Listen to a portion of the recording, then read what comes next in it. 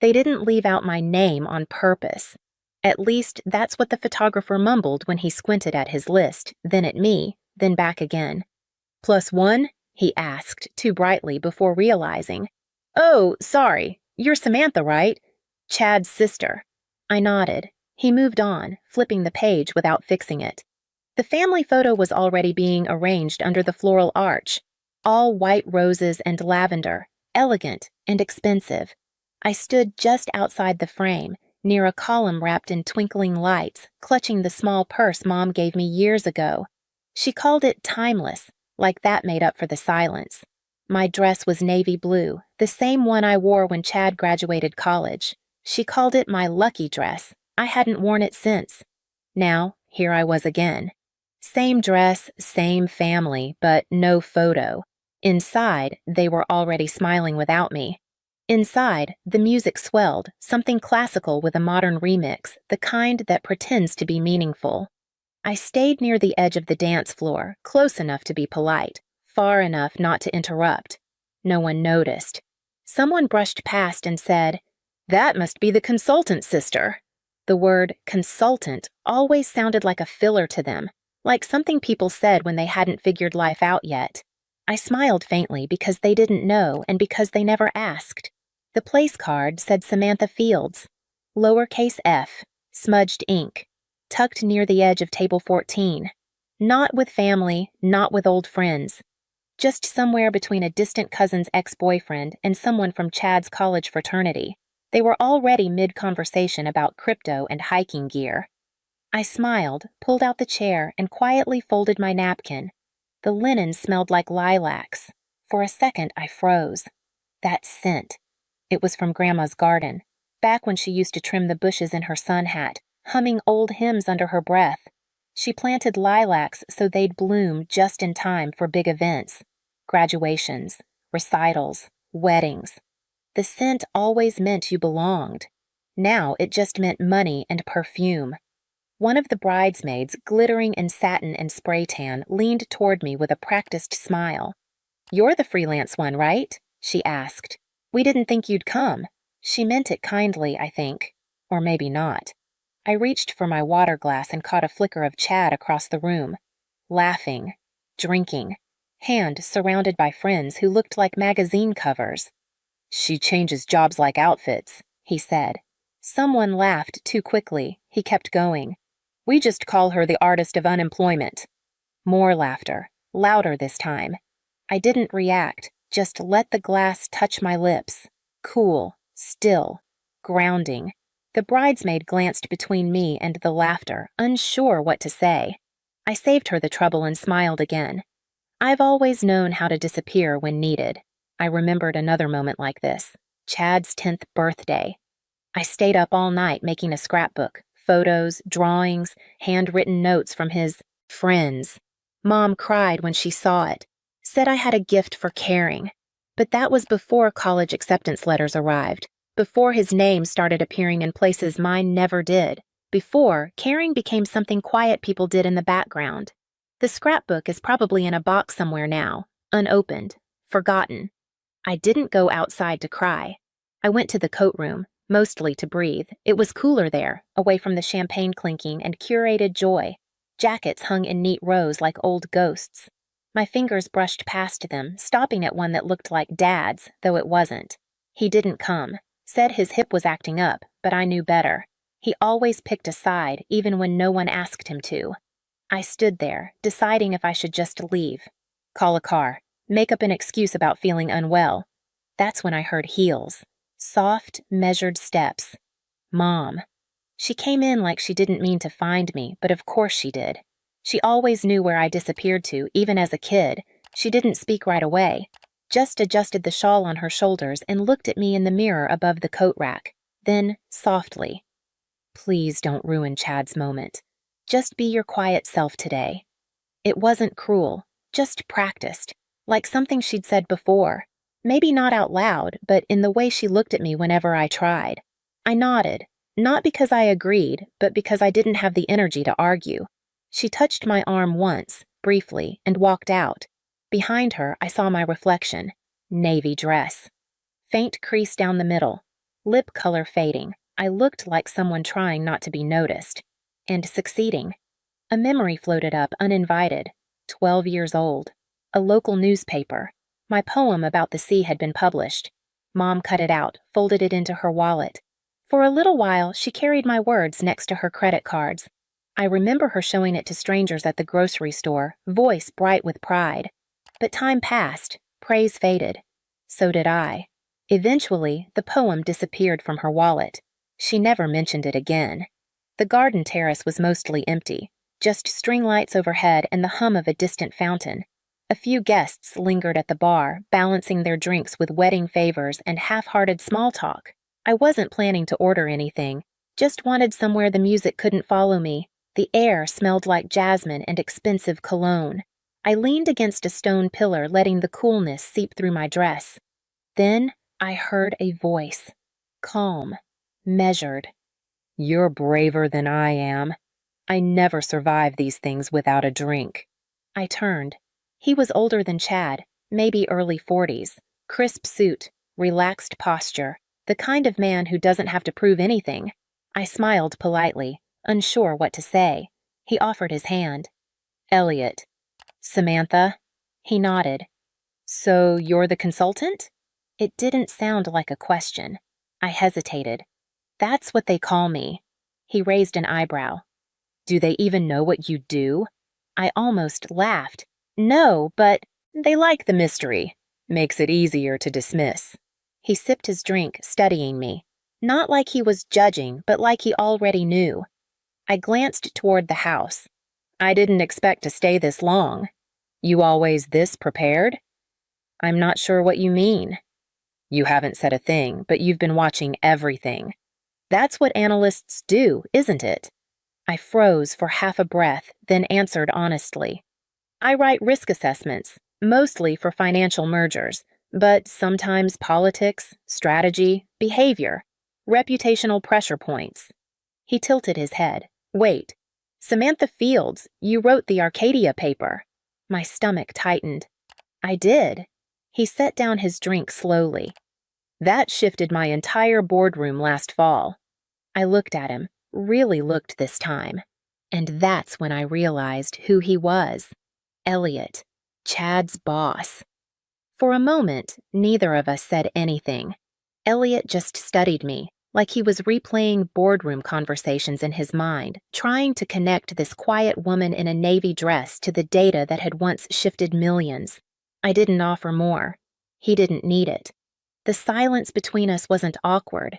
It was the kind of silence that happens when two people understand something without explaining it. Then the music changed, a little louder, a little showier. Someone tapped a fork against a glass and called for speeches. Elliot glanced toward the house. "Guess we're expected." We walked back in together, but not together.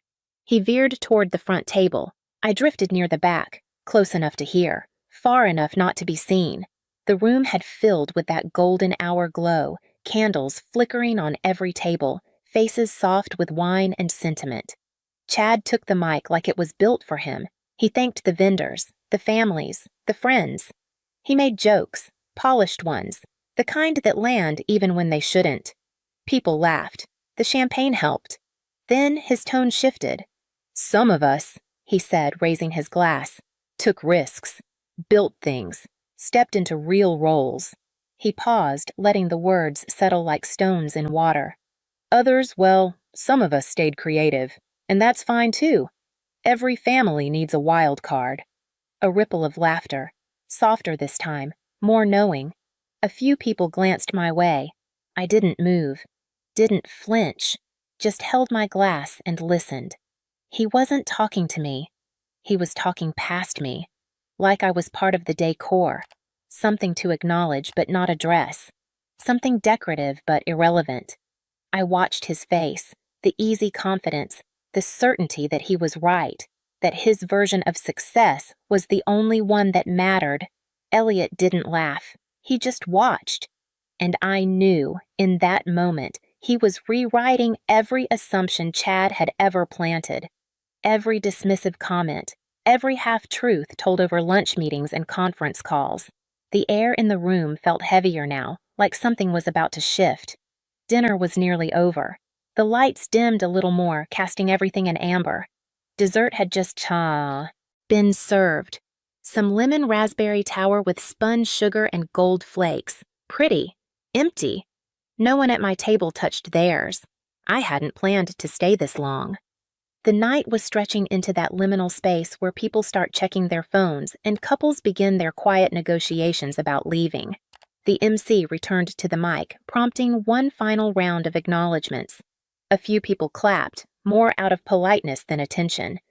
The room had softened, drinks settling in, conversations quieter now. Some guests were already gathering their coats. That's when Elliot stood. No fanfare, no clink of glass, just calm presence. The kind that silences a room without trying. "I'd like to thank the bride and groom," he said, "for a beautiful evening." Everyone clapped. Then he continued, "There's someone else here tonight who made a difference, not just in my life, but in how my firm evaluates risk, strategy, and human capital." People shifted in their seats. Chad sat straighter, straightening his tie. Elliot paused, letting the moment stretch. Her work changed how we think, how we make decisions. She redefined how we handle volatility, not with volume, but clarity. Chad glanced around, almost amused, waiting for the compliment to land where he thought it should. His smile was still easy, still confident. He thought this was about him. Elliot turned and looked directly at me. "Miss Fields," he said clearly, "it's an honor. We should have hired you sooner." The room didn't gasp. It didn't need to. Silence did all the work. Forks paused mid-air. A few heads turned. One of the bridesmaids dropped her napkin. Chad's mouth parted slightly, but no sound followed. His hand froze halfway to his glass. I didn't speak, didn't stand. I just lifted my glass. A small nod, no performance. And Elliot. He nodded back, like it had already been settled, because it had. The candles flickered, someone coughed. The DJ shifted awkwardly behind his booth. After that, things didn't go back to normal. Not right away. The music started again. Upbeat. A little too loud, like the DJ had been told to lighten the mood. But the energy in the room had shifted. You could feel it in the way people spoke. More cautious now, in the way their eyes followed me, then quickly looked away.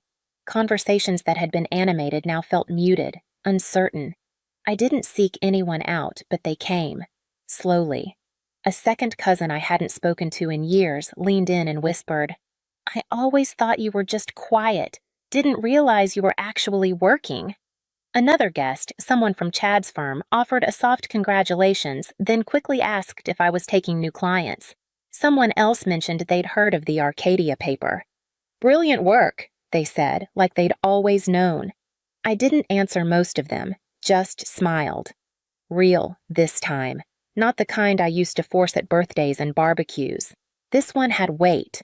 Chad didn't come over. He stood near the bar, glass in hand, nodding along to someone's story without really listening. His jaw was tight, his smile mechanical. His fiancée, now his wife, kept glancing between us like she was trying to make sense of something that no longer fit. She touched his arm twice. He didn't respond. Mom stood near the cake table, arms crossed, watching.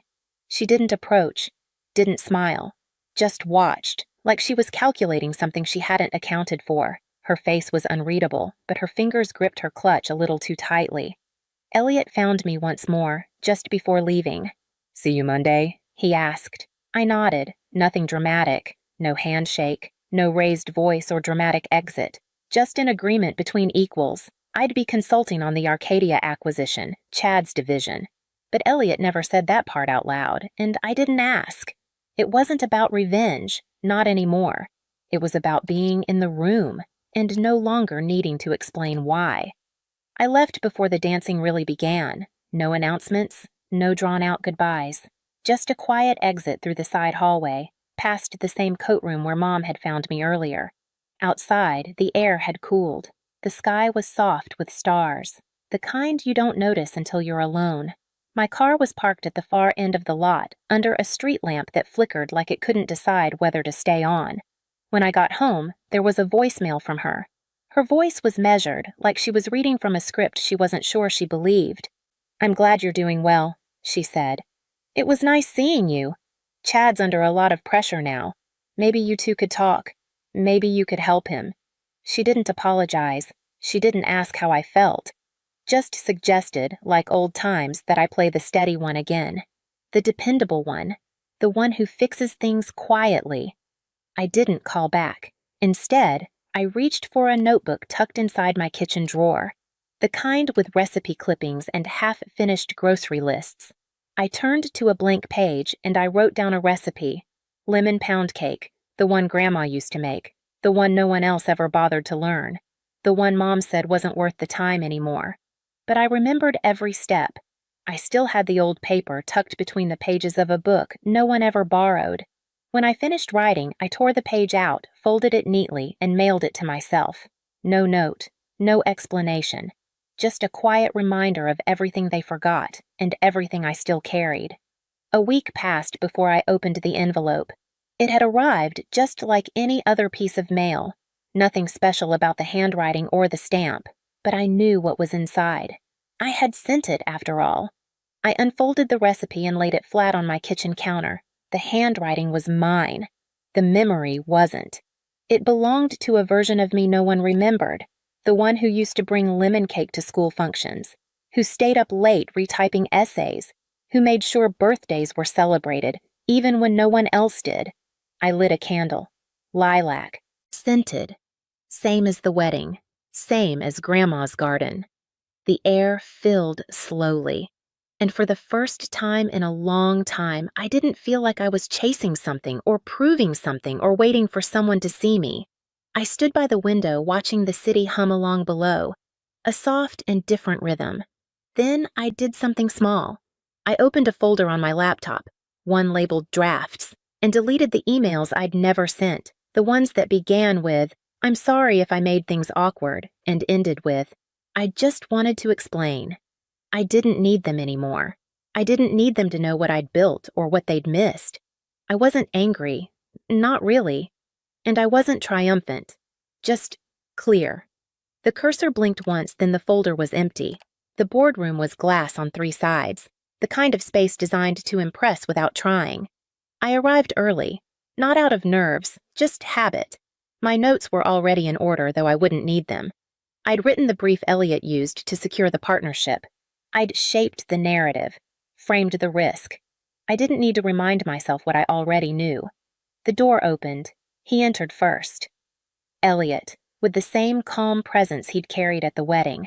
Behind him came the rest of the team. Department heads, strategists, one of the regional directors, and Chad. He didn't see me right away. He was mid-conversation, distracted. But when he did, he stopped. Just for a second. No outburst, no dramatic pause. Just that flicker in his eyes. The shift from assumption to reality. I nodded, polite. Professional, the way people do when introductions aren't necessary. He took his seat. Elliot sat across from me and began the meeting without ceremony. "This is Samantha Fields," he said. "She'll be leading external consulting on Arcadia's integration strategy." No one questioned it. No one asked why. Because here, I wasn't the sister. I was the expert in the room, the one they'd almost overlooked. I didn't smile to prove anything. I didn't look his way again. I opened my notebook, and the meeting began. They mocked the surface. They never looked beneath it. But I did. And that's why I'm here. If this story resonated with you, share your thoughts in the comments. Have you ever been underestimated by the people closest to you? Let me know, and don't forget to subscribe for more gripping stories like this one. The table was set like a magazine spread. Fine china, gold-rimmed glasses, a tiered cake tall enough to need engineering. My sister stood beside it like a cover model, hair glossy, her smile curated. It was my father's 60th birthday. Laughter filled the air, but it didn't reach me. I sat 2 chairs down from my mother, who hadn't acknowledged my arrival. My sister, Renee, had been fawned over since the moment she walked in with an envelope and a performative kiss on Dad's cheek. She sent us $5,000 again this month. My mother had bragged loudly as I entered, without us even asking. I waited for the right moment. When everyone was seated and glasses were raised for another round of flattery, I stood and walked over to Dad.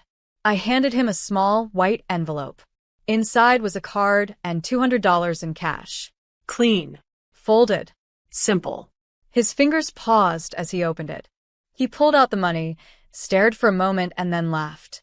A gift of just $200? He scoffed, loud enough for the whole table to hear. That's sweet, Ava. Maybe now you'll feel like you contributed something real. Snickers.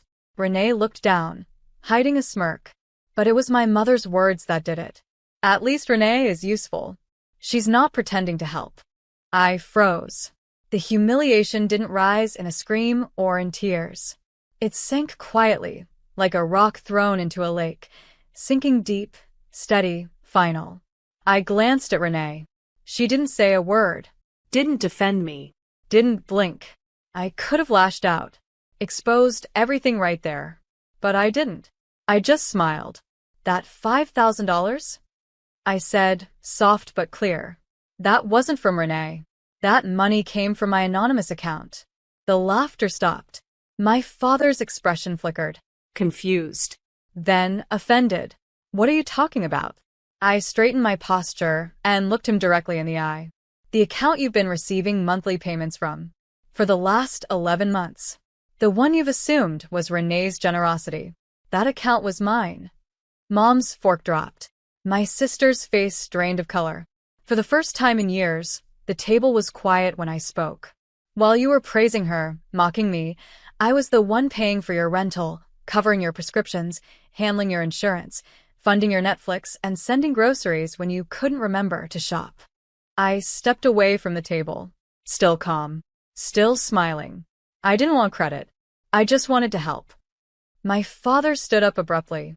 That's not funny. I nodded. You're right. It's not. And with that, I walked out. Didn't slam the door. Didn't raise my voice. Just picked up my bag and left the party. My phone buzzed seconds later with texts. None from them. All from friends at the table who didn't know what to say. I didn't reply. That night, I sat at my kitchen table in silence. I opened my laptop and logged in to every account tied to my parents' lives. One by one, I shut them all down. Auto payments, subscriptions, grocery deliveries, cell phone plans, credit cards, their condo lease. I drafted a letter, printed it on red paper, folded it cleanly, slid it into an envelope. On the front, I wrote, immediate contract termination. My name is Ava Thompson. And from wherever you're watching this, stay with me. Because when they laughed at what they thought was a small gift, they never imagined it was the last one they'd ever receive. I never wanted recognition. That was the truth. Maybe that's why I let them assume for so long. Why I kept the donations anonymous. Why I never corrected my mother when she said, thank God for an A. Even when the credit was stolen, I stayed quiet. Because I believed family wasn't about spotlight. It was about sacrifice. But sacrifice, I've learned, without respect, is just exploitation wrapped in guilt. It started small. My parents had fallen behind on rent. Renee had offered to help but never followed through. I called the landlord directly. Paid 3 months in advance. Quietly. No names. Then came the cell phone bills. The overdue medical copays. My father's dental procedure. A broken washing machine. Groceries. Utility bills. Insurance lapses. Each time, I stepped in. Quietly. Strategically. I created a new checking account, labeled it Family Uplift, masked my name from outgoing statements. Paid directly. Every payment note simply read, support from a grateful source. They never asked who. They just assumed it was Renee. And Renee? She didn't deny it. At first, I told myself it didn't matter. The bills were paid. That was enough. But over time, the illusion twisted. Renee began bragging. She'd sit at brunch with them and say things like, I'm happy to carry the family a little. Not everyone can give like I do, Mom. And my mother, lips pursed with pride, would reply, you were always the responsible one. They praised her in front of friends, showered her with thank yous. And all the while, Renee never sent $1. She just let me do the heavy lifting and took the spotlight for it. It wasn't just financial. It was emotional. They made it clear. Renee was the favorite, the golden daughter. I was the disappointment with a small job, a tiny apartment, and nothing to offer but cheap sentiments. They didn't see the extra shifts I worked, the nights I sat calculating how to split my income 3 ways, between my life, my future, and their comfort. And I never asked for praise. But I also never asked to be humiliated. That night, at the party, when my father laughed at my gift, when my mother spat, "You're just pretending to help," something broke. Not in anger, but in clarity. They hadn't just ignored my help. They had used it, abused it, built Renee's halo out of my hands. So I took those hands back. I didn't sleep that night. Instead, I opened every account they were connected to, everything I had built to support them.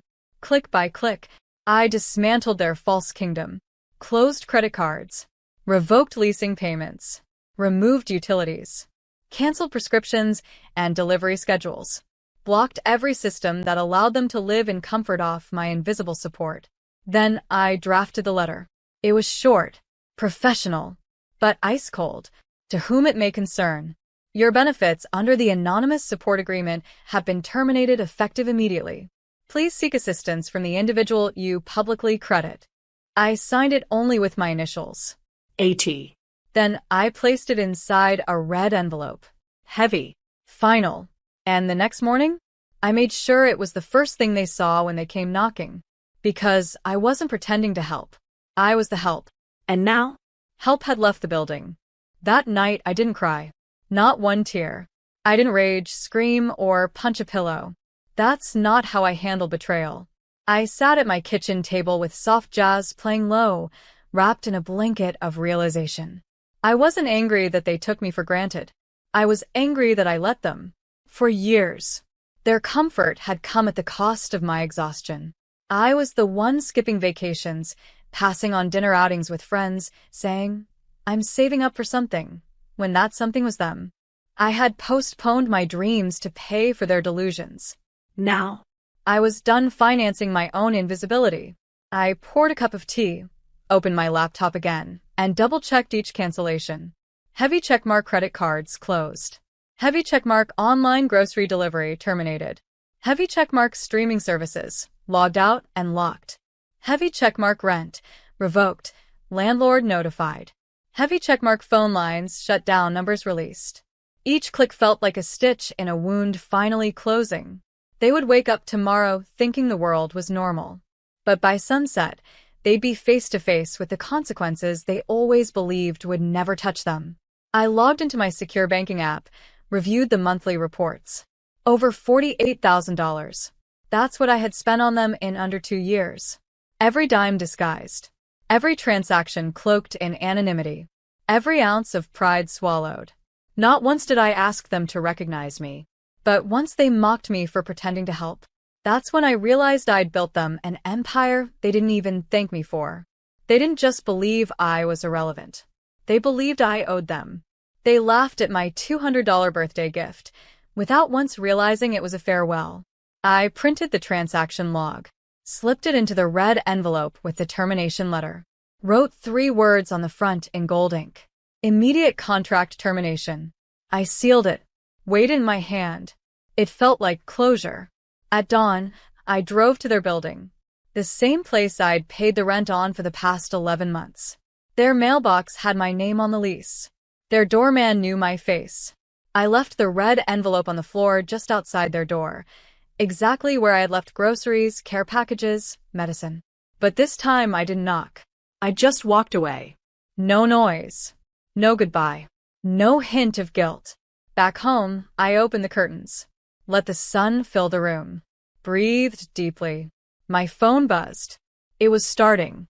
First, "Hey, the Wi-Fi isn't working. Did you forget to pay?"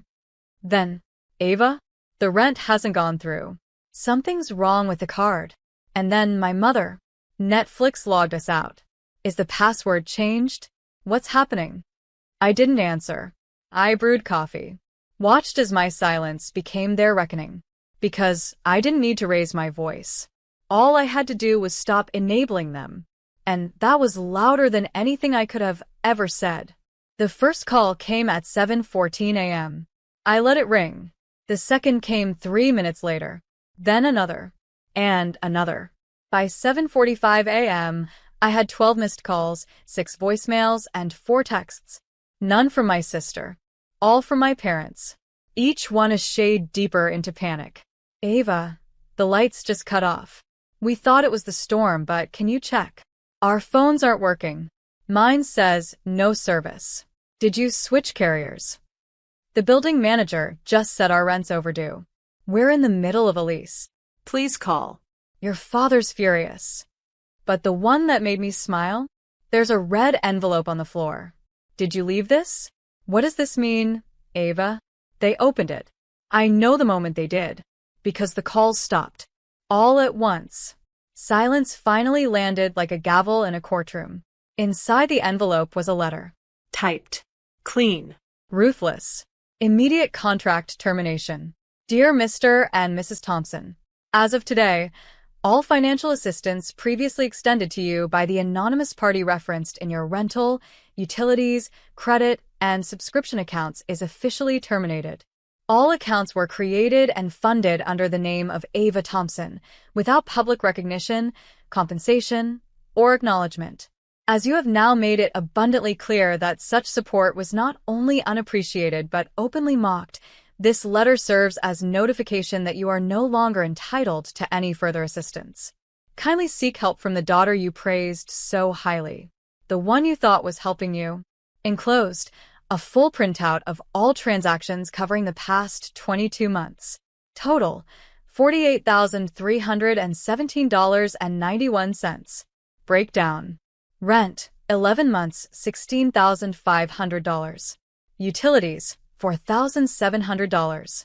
Groceries, $6,900. Credit card payments, $9,200. Subscriptions, phones, extras, $4,900.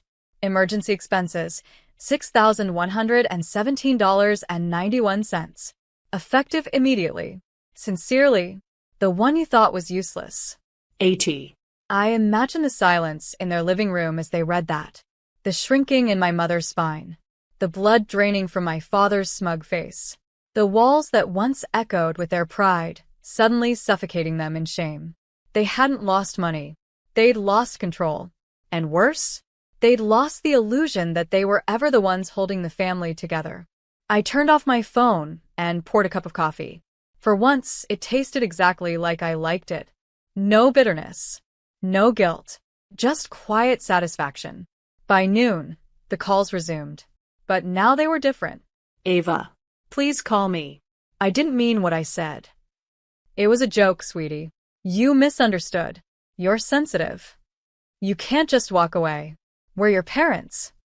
We're your obligation.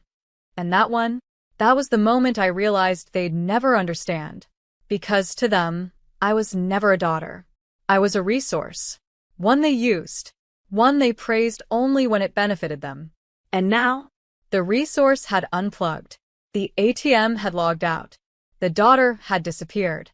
Not out of spite, but out of self-respect. By evening, the storm inside their home was louder than any thunder outside. Not a single card worked. The utilities stayed off. Groceries didn't arrive. The landlord issued a warning notice taped to their door. Rent overdue by 2 weeks. Dad tried to shout him down, but the look on the man's face said it all. Not this time. And then the real unraveling began. With Renee. She arrived mid-meltdown, perfectly polished but already sweating, her heels clicking too fast across the tile. What do you mean she paid for all this? She barked. She's lying. You know she always wants attention. My father threw the envelope onto the table. $48,000, he snapped. That's what your sister has given us. My mother sat stunned, the transaction list trembling in her hands. Renee blinked. Her smile cracked. I never said I paid all of it, but you let us believe it, Mom said slowly. You let us praise you. You accepted the credit. Renee stammered. Well, yeah, but Ava never said anything. If she cared so much, Why was she hiding behind an anonymous name? Dad pointed at the bolded line.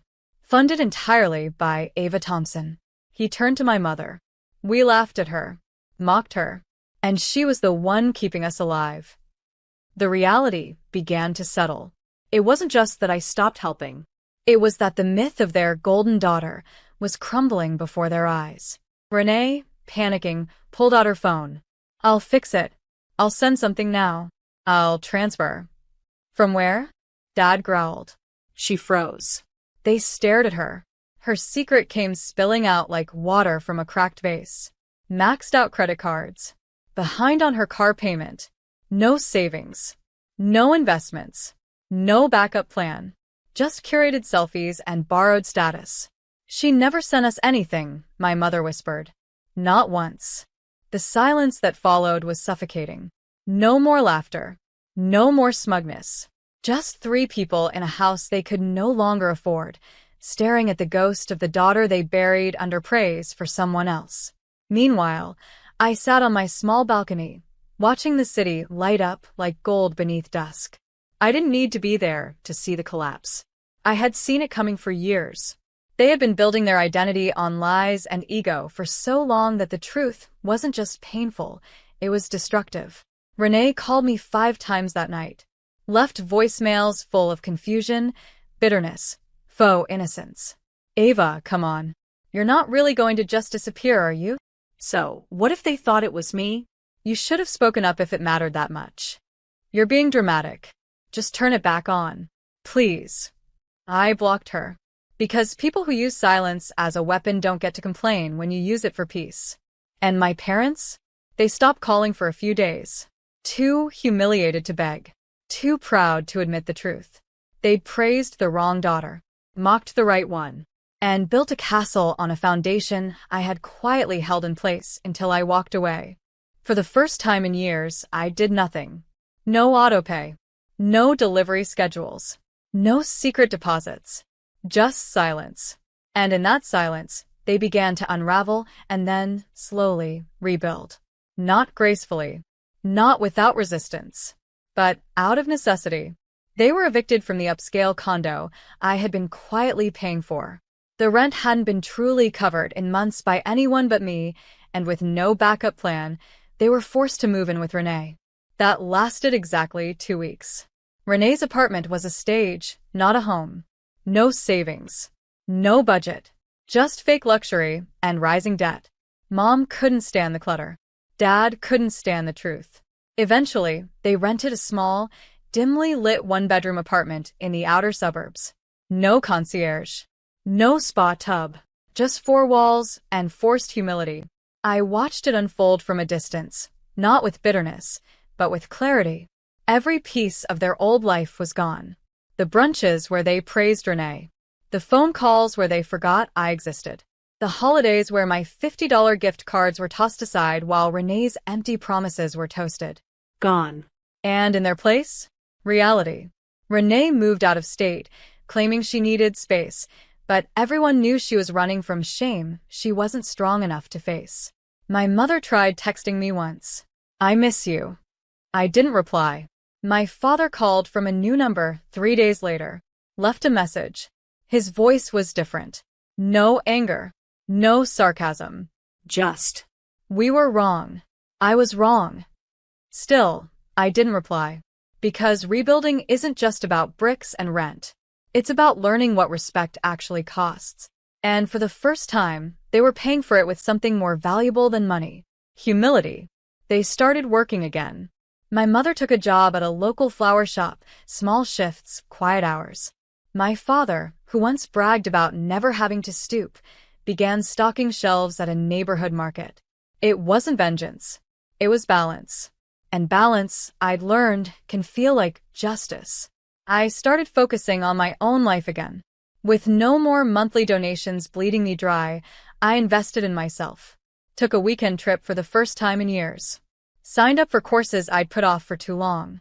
Relaunched my online consulting service, this time without guilt, without distraction. Clients rolled in. Within 3 months, I doubled my income and moved into a sunny apartment downtown. Nothing extravagant. Just mine. Earned. Owned. Untouched by shame. One morning, I passed my parents' new building on the way to a meeting. I didn't go in. I just stood across the street, sipping coffee, watching through the glass as my mother arranged yellow daisies in a vase behind the counter.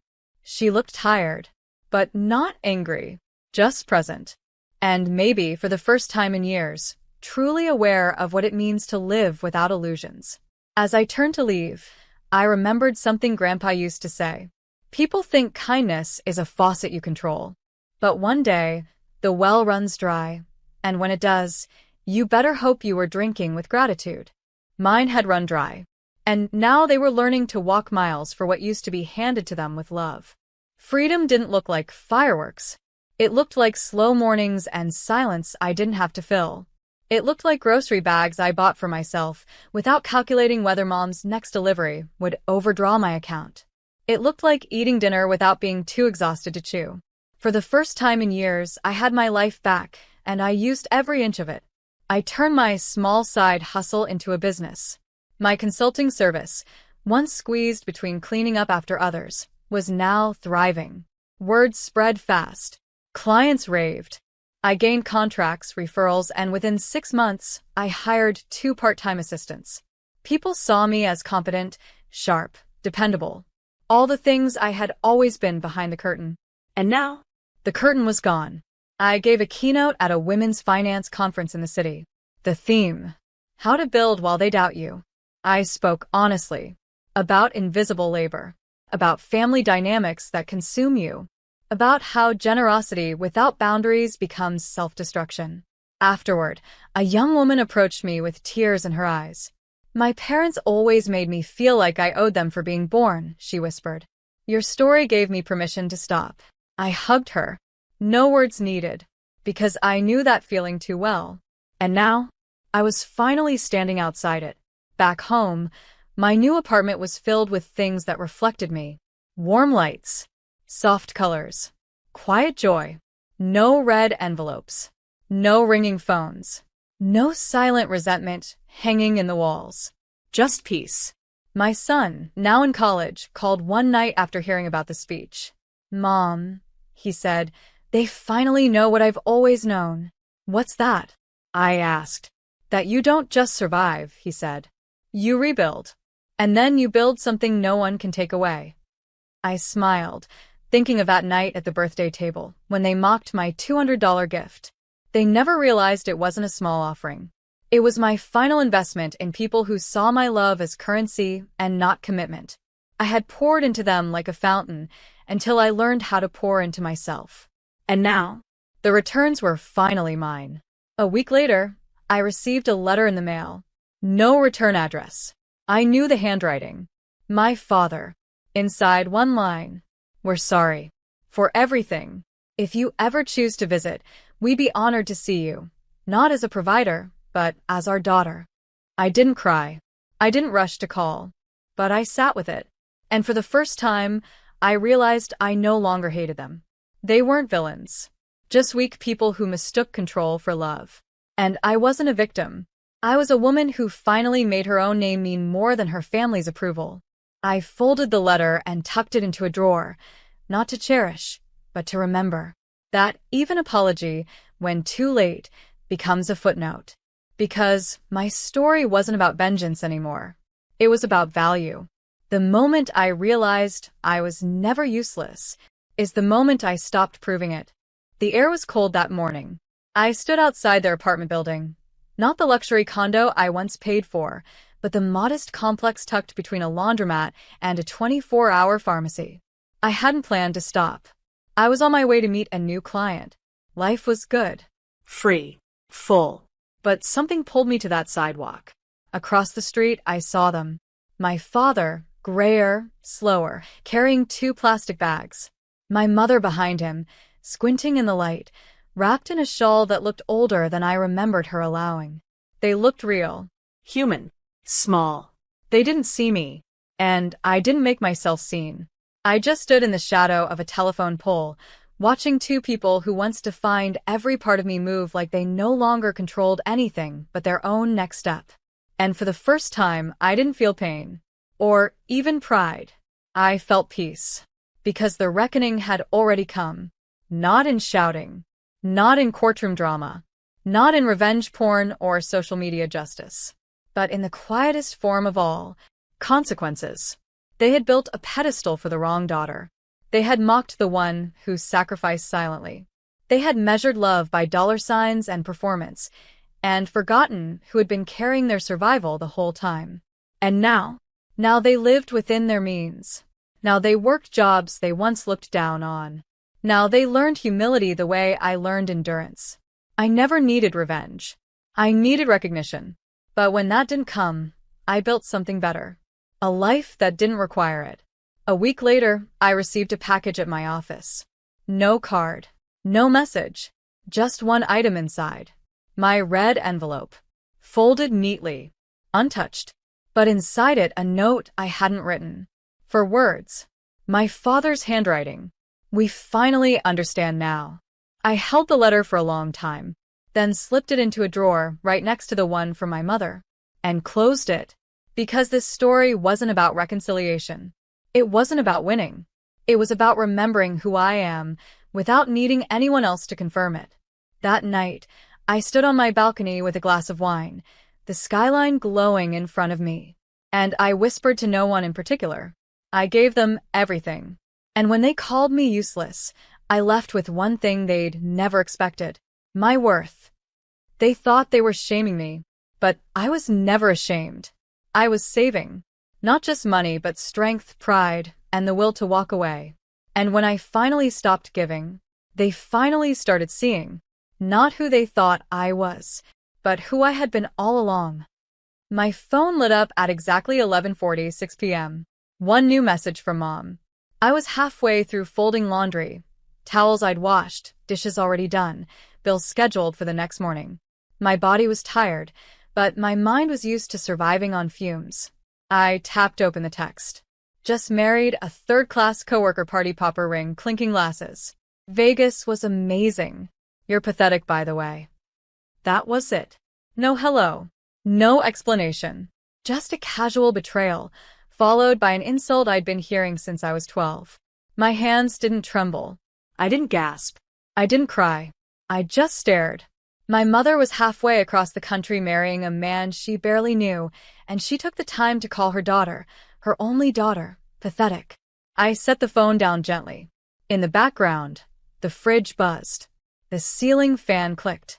The house, my house, was quiet, peaceful, until I remembered what my dad used to say every time I asked for anything. You're a burden, Layla. A walking expense. And I remembered every time I paid their rent, every meal delivery I sent, every card I opened in my name for their emergencies, every phone bill, medical copay, and surprise Uber. They drained me like it was their right. And now, she was in Vegas with a man I didn't know, while mocking me from her honeymoon suite. So I replied, one word. Cool. Then I opened my laptop, logged into the family's financial ecosystem, the one I had built, funded, and maintained. And I started pulling plugs. Credit cards deactivated. Online subscriptions canceled. Phone lines reassigned. Utilities removed from autopay. Smart locks on the house reset. Emergency access to my backup accounts revoked. I didn't hesitate. This wasn't revenge. This was an audit. I left one card active, the one I used for groceries. I stared at it for a moment, then closed it too. And I slept that night for the first time in years without a weight on my chest. Until morning came. And with it a knock at the door. 3 firm bangs. I opened it, expecting maybe a neighbor, a package. Instead, 2 police officers. Uniformed. Straight-faced. Miss Layla Gray? One asked. I nodded, calm. Yes. We received a report regarding identity theft and unauthorized lock change. I raised an eyebrow. Of course. Of course, she'd weaponized the system the second she lost control. I didn't panic. I simply stepped aside, motioned them in, and walked to the drawer where I kept every file. Ownership documents. Card statements. Utility bills. All under my name. Every single one. They flipped through the folders. One of them let out a slow whistle. This all yours. I nodded once. Always has been. He looked at his partner. This is clean. They left 10 minutes later with a final question. Would you like to press charges for fraud? I smiled. Not yet. My name is Layla Gray. And from wherever you're watching this, stay with me. Because the night my mother married a stranger and called me pathetic was the same night I quietly evicted my entire past. I wasn't always cold. They made me that way. There was a time I would have done anything for my parents, not because they earned it, but because I believed that love was supposed to be unconditional, even if it was lopsided, Even if it bled me dry. but being a daughter in our household wasn't love. It was labor. Dad used to say things like, "You're the reason we can't have a real life. If it weren't for you, we'd be traveling. Free." Mom, meanwhile, preferred her insults dressed in faux sympathy. "You try, I know you do, but you're just not impressive like your cousins." I learned early that my value came from usefulness. So, I became useful. At 14, I started working after school to help with groceries. At 18, I was handling their utility bills because Dad forgot passwords and Mom didn't have time. By 22, the house was in my name, the cars co-signed by me, and the debt they racked up was shadowed under my credit. They didn't say thank you. They said, "It's your duty." I didn't live. I sustained them. When Mom lost her job and Dad got injured, I drained my savings to keep them from being evicted. When they wanted new phones, I opened a family plan. When Mom needed a dentist, my account. When Dad forgot the mortgage payment again, I sold my laptop to cover it. And every time I thought maybe, this time, they'd acknowledge me, they praised someone else. Neighbors' kids. My cousins. Random women they saw on TV. Anyone but me. They loved the help. They hated the helper. I was the default emergency contact. The ATM. The emotional punching bag. The burden that never stopped carrying their weight. And even when I tried to break away, when I suggested they apply for assistance, take on part-time work, sell the second car, I was met with, "You're selfish. You want us to struggle? After all we gave you?" What they gave me was trauma disguised as tradition. What they taught me was how to disappear in plain sight. So I stayed. I paid. I endured. Because some part of me, buried deep under exhaustion and fear, still hoped. Maybe they'd see me. Maybe they'd finally say, "Thank you. We're proud of you." But then Mom texted me from a casino in Vegas, after marrying a man she barely knew, and told me I was pathetic. That was the moment I realized. They were never going to see me. Because they needed me invisible. They needed someone to carry the guilt of their bad decisions, to finance their lives, and to hate herself enough to keep doing it. And when I stopped, they called the cops. Because in their world, love was never the goal, control was. But now, I wasn't a burden. I was a bill they couldn't pay anymore. The thing about being the invisible one, the helper, the fixer, the quiet one, is that no one ever asks how the lights stay on. They just assume someone else paid the bill. That someone was always me. I had set up the systems slowly over years. Not because I was trying to control them, but because no one else was willing to take responsibility. At first, it was just their utilities. Then their phone lines. Then the shared family Amazon account, Hulu, Netflix, and grocery delivery. When Dad's car broke down, I co-signed the lease. When Mom's laptop died, I financed a new one. They couldn't qualify for anything anymore, not after the credit card chaos they left in the early 2000s. So I quietly stepped in. Every time. I opened accounts under my name, took calls on their behalf, paid bills they forgot existed. And when I started earning enough to breathe a little, I set up an automated financial safety net. One they didn't even know had my name behind it. I called it the invisible engine in my budget planner. It looked like this. $650 per month. Rent assistance. $125 per month. Phone plans. $300 per month. Groceries. $50 per month. Recurring medical copays. $75 per month. Mom's monthly shopping subscription. $90 per month. Dad's Spotify and random online courses he never finished. They thought these things were just working because the universe aligned in their favor. They believed entitlement was a virtue. What they didn't realize, I had built their entire stability on my back and never once asked for recognition. All I wanted was respect. But instead, they gave credit to everyone but me. When the water kept running, they thanked the landlord. When their phones stayed connected, they thanked the company. When groceries arrived, they thought Mom had ordered them, even though I'd placed every single delivery. I once overheard her saying, "I'm the one keeping this family afloat." She didn't know her card had declined for 6 months straight. I was the hidden pillar, the one holding up the temple while they danced on the roof. And they mocked me for being less successful, for not having a real partner, for giving small gifts while they flaunted secondhand praise. But here's the thing about pillars. You never notice them until they're gone. So when I canceled everything, it wasn't out of rage. It was out of revelation. They had built their entire world on a lie, that I didn't matter, that I was disposable, that they could humiliate me, insult me, replace me with a drunken Vegas marriage, and I'd still keep the lights on. But this time, I flipped the switch. And as their world went dark, mine lit up, because for the first time, I was no longer hiding behind my kindness. I was standing inside it. With boundaries. And a locked door they'd never be given a key to again. The knock came just after 9 a.m. 3 sharp raps. Firm. Professional. I opened the door to find 2 police officers standing on my porch. Uniforms crisp. Expressions unreadable. "Miss Layla Gray?" "Yes." "We've had a report filed by your mother, Susan Gray. She's claiming unauthorized access was used to seize funds, cancel accounts, and change the locks on what she's calling her legal residence." I blinked. No panic. Just quiet disbelief wrapped in something colder. She'd called the cops on me.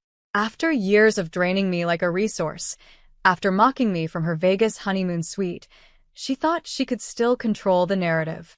I motioned for them to step inside. They followed. "This will take a few minutes," the taller one said gently. "Do you mind providing documentation of account ownership and property rights?" "Not at all." I opened the hallway cabinet, my quiet arsenal. A color-coded file system that would have made a lawyer weep with joy. House deed in my name. Bank statements. Credit card contracts. Screenshots of every recurring charge I had canceled. Transaction logs linked directly to my accounts. Receipts. Payment schedules. Even a notarized letter from 3 years ago when they transferred their rent to me temporarily and never took it back. I laid them all on the coffee table in perfect order. The officers glanced at each other. Impressed. "You run a pretty tight ship," one said. I offered a humorless smile. "Someone had to." The other asked, "Did you give them access to these cards and services willingly?" "I did." "And when did you revoke it?" "The moment they decided I was pathetic and told me I didn't matter." He flipped through the files again. "All these are in your name?" "Every one." He paused. "She said you were squatting in her property." I stood, walked to the wall, pointed to the framed deed. "My name. Paid off. Owned." I have every bank statement to prove it." The first officer exhaled and closed the folder. "No charges. We're sorry to bother you, ma'am. It looks like you were just cleaning house." I followed them to the door. As one stepped off the porch, he turned back. "You could file a restraining order, you know." She filed a false report. I looked down at the paperwork still clutched in my hands, then shook my head. "No need. I already locked the door on her the first time. The rest is just noise." They nodded and left. I closed the door slowly behind them, and then I sat in silence. Not trembling, not raging, just still. Because justice hadn't come with handcuffs. It had come with proof. And it had finally spoken louder than all the years of insults and manipulation. I was no longer the child who begged to be seen. I was the woman who documented everything. I didn't just walk away. I backed up the exit. Because while they had underestimated me for years, I had learned how to prepare for the moment they would strike back. And when they did, all they found was a fortress they could no longer enter. They say narcissists don't just fall apart privately. They perform their collapse. And sure enough, my mother took her meltdown to Facebook before the police even left my driveway. A new post went up with a grainy photo of her looking devastated in front of a cheap motel door. Imagine raising your daughter, giving her everything, and she turns around and locks you out of your own life. I raised a cold-hearted stranger. Broken heart. Within minutes, the sympathies started pouring in. Cousins I hadn't spoken to in years commented, "I'm so sorry, Aunt Susan. How could she do that to you? You don't deserve this. You're the sweetest woman I know." Even Renee chimed in with, "Unbelievable. I thought Layla was better than this." I didn't reply, but someone else did. A friend from college who had seen everything firsthand. She posted a long, calm reply under my mother's post. "Susan, please clarify. Are you talking about the same daughter who paid your rent for 2 years? Who funded your phone plan, covered your groceries, and kept your life functioning while you called her useless behind her back?" The thread exploded. One by one, people who had been in the background started speaking up. A former neighbor who remembered my parents yelling at me through the walls. My old boss who used to let me clock out early so I could pick up their meds. Even my landlord who confirmed who'd been on the lease the whole time. And then came the screenshots. Someone leaked the text. The one from my mom. "Just married a third-class coworker. You're pathetic, by the way." Suddenly, the sympathy shifted. Fast. Now the comment said, "You texted her that and expected her to keep helping you? Y'all really pushed the one person keeping you afloat off the cliff. Layla deserved better than this. I hope she never answers the phone again." My mother went radio silent. She deleted the post. Renee deactivated her entire profile. And my dad? He didn't say anything. He never did. Just quietly faded into whatever motel corner they now called home. I didn't gloat. I didn't share a gotcha post or go live or drop receipts. I just logged off. Because I had nothing to prove. They had built their entire image on lies, while I was building their survival on sacrifice. And now? The mask had slipped. Later that week, I got a call from a podcast producer. "We read the thread," she said. "You're not the only daughter going through this. Would you share your story?" I hesitated, then said yes. The episode aired the following Monday. I didn't drag names. I didn't rage. I didn't humiliate. I just told the truth. About what it feels like to give until your veins run dry, and still be told you're not enough. The episode went viral. Emails flooded in. Women, men, teenagers, adults with gray hair and decades of silence behind them. Each one saying the same thing. "Your story is mine." That night, I stared at the quiet glow of my phone, the notifications blinking softly. And I whispered, "You're not pathetic, Layla." Because the truth had finally spoken louder than their insults ever could. And the world? It finally listened. I didn't expect peace to feel so empty at first. No one was calling me about unpaid rent. No one was texting me passive-aggressive reminders about food deliveries. No one was barging into my space with loud complaints disguised as conversation. There was just silence. And healing. I spent the first week sleeping more than I had in years. The house stayed clean. My calendar wasn't a battleground of emergency errands for people who never said thank you. And for the first time, I asked myself, what do I want? The answer wasn't dramatic. I wanted a better mattress. To take yoga in the mornings. To stop eating freezer meals while everyone else dined on my dime. So I started small. I updated my resume. Applied for a remote position at a digital strategy firm. Got it. I removed every shared login from my life. Even the petty ones, Spotify, streaming apps, delivery services. I created a folder called Freedom. Every cancellation confirmation went in it. I painted my bedroom walls a soft gold. Got rid of the old couch where my mother used to sit and judge me. Replaced it with a beanbag and a bookshelf. Then came something bigger. I launched a blog. Not for drama. For daughters like me, the quiet ones, the tired ones, the too sensitive ones who spent years being useful and never once being valued. I called it the reset button. And it took off faster than I imagined. Within a month, I had readers from all over the country. Women writing and saying things like, I thought I was the only one. You put into words what I never could. Thank you for reminding me I'm allowed to walk away. It grew into a community. We shared stories. We gave each other permission. We taught each other how to draw boundaries. And, most importantly, we celebrated every little win, canceling a shared card, saying no without guilt, sleeping through the night without checking your phone for emergencies that weren't yours to fix. My past wasn't gone, but it no longer owned me. One day, I got a DM from a familiar name. Renee.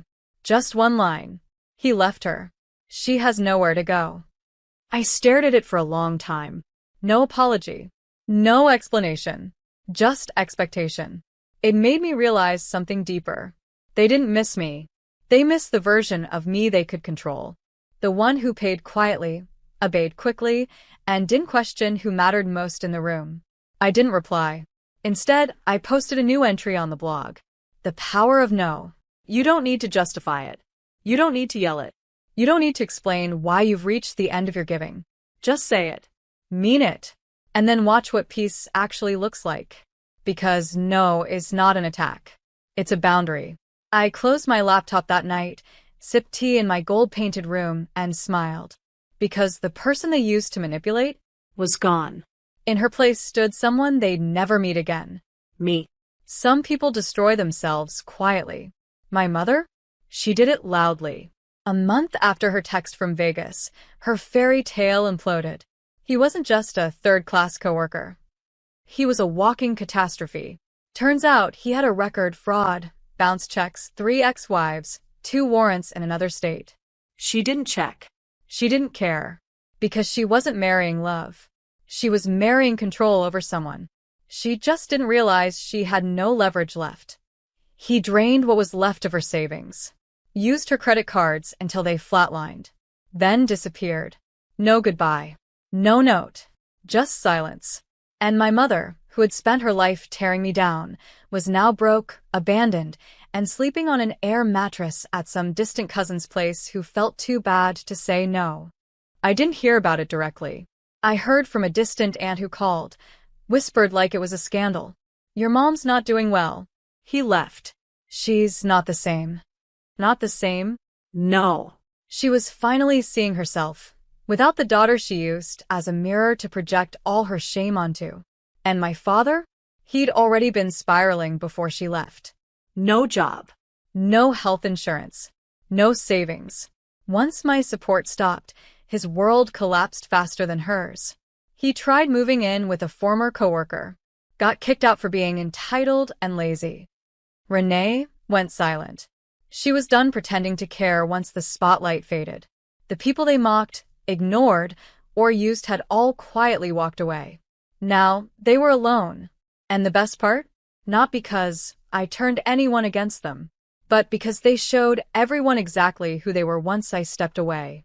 One day, while scrolling online, I saw a post. It was an old photo of my mom and her Vegas husband, captioned, "Love is blind." The comment beneath it? From one of the ex-wives. No, honey, love isn't blind. But desperation sure is. I closed the app. Not out of cruelty. Out of finality. They had always laughed when I struggled. They made jokes when I worked late. Rolled their eyes when I said no. Scoffed at my dreams. Dismissed my exhaustion. And now, they were living inside a version of the very chaos they'd once dumped on me. Only this time, I wasn't their lifeline. I was the example they warned others not to underestimate. At a small event hosted by my blog's followers, someone asked, "If your parents apologized tomorrow, would you forgive them?" I smiled gently. I already have, I said. Gasps. But here's the thing, forgiveness doesn't come with keys. They can heal. I can heal. But that doesn't mean I ever have to let them walk through my door again. And the room clapped. Not for drama, but because they understood. Forgiveness is not an invitation. It's closure, and you get to decide who stays closed. A year later, almost to the day, I stood at my front door watering a line of lavender I'd planted along the fence. The gate creaked open. I didn't need to look up to know who it was. I could feel her before I saw her. My mother. Thinner now. Duller. Her once perfect hair tied in a messy bun, sunglasses hiding what pride couldn't anymore. Her steps hesitant, like someone approaching a stranger's home, which in every way that mattered, she was. I didn't speak. Neither did she. Not at first. Then, finally, I didn't know where else to go. I set the watering can down. Silence hung between us like fog. Then she said it. The one word she'd used on me more than anyone else ever had. I'm sorry. She said it like it was the first time she'd ever practiced the taste of humility in her mouth. I was cruel. I thought I was strong, but I was just angry. At life. At myself. And I took it out on the only person who kept showing up. Her voice cracked. I stayed quiet. She tried again. You didn't deserve it, Layla. You never did. And then came the ask. Of course it did. I just need a place to land. Just for a little while. I have no one. I looked at her. Not the woman I feared growing up. Not the voice that mocked me in the dark. But a tired stranger trying to knock on a door she burned down herself. I stepped forward, slow, calm. You don't get to come back just because you're ready. Healing doesn't work like that. Trust doesn't grow where rot was planted. Tears slipped behind her glasses. I'm not angry anymore, I said gently. But I'm not open either. She nodded, not because she agreed, but because, for the first time, she had no argument left. I handed her a paper from my back pocket, an address, a women's resource center, a contact name. They'll help you get on your feet. But this. I motioned to the door behind me. My door? This stays closed. Her lip quivered, but she didn't fight it. She just whispered, "Thank you," and turned back to the gate. As it clicked shut behind her, I finally let out the breath I didn't realize I'd been holding since I was 13. My son stepped onto the porch behind me, holding 2 mugs of tea. He'd watched the whole thing quietly. "Are you okay?" he asked. I took a sip, looked at the blue sky above our rebuilt home. "Yeah," I said. Because this time, I didn't let her in. He nodded. We sat together in silence, 2 generations finally safe. They called me pathetic, said I was a burden, used me like a bank with no balance. And when I stopped giving, they called the cops. But I didn't fight with fists. I didn't scream. I just turned off the faucet, changed the locks, and built a life so full of peace. They'd never know how to survive inside it.